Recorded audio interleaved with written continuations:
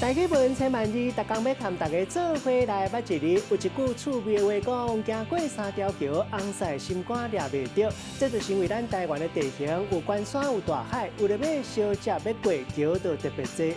今仔日要甲大家小解这一字，咱同齐来看到，这就是桥，它高有桥第5条。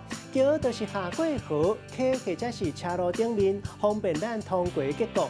桥两边路相接的所在叫做桥头，像讲高雄就有桥头，旧名叫做桥仔头。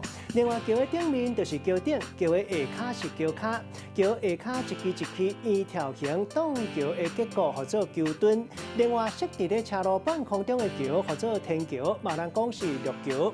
用钢索甲桥吊伫半空中，互人过是吊桥。这个文音读做桥，带大家做伙来小解这两个词。头一个读做过桥。字面的意思是通过桥面，另外咧咱的民间信仰，认为人过往了后，就要通过奈何桥，才会当去出世，嘛讲是过桥。第二个词读做稳固桥，也就是华语咧讲的强桥，嘛有人讲是顽强桥。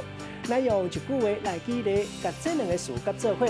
迄阵讲话老一辈会讲过桥较侪你行路，食盐较侪你食米，意思是讲因的经验比少年的加真侪。